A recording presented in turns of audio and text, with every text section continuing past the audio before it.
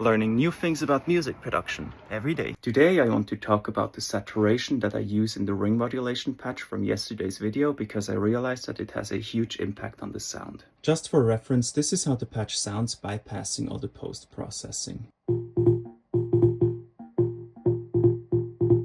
First, I'm cutting all the low end, which takes out a lot of the sidebands introduced by the ring modulation. Then I'm going into this drum bus plugin here, where I basically destroy all the dynamics and I'm adding some crunch, which adds distortion in the high mids before going into this T-Rack saturation plugin, which, as you might guess, adds more saturation. I then added this rack here, which separates the mid from the side components of the signal. I'm not doing anything to the mids, but to the sides, I'm adding some more distortion, some transient shaping, as well as some more saturation. To finish things off, I'm adding some basic delay, even more compression and distortion, a tiny bit of reverb, as well as this mid-side EQ here, which I'll explain in detail in another video. As you maybe noticed, I'm adding the delay before some more compression and distortion, and this is really cool because I can add a lot less delay and the compression will naturally bring that forward, and the distortion really helps to make the delay appear as something that's part of the sound and not something that we're adding on top of the sound. And this is how the patch sounds with all the post-processing.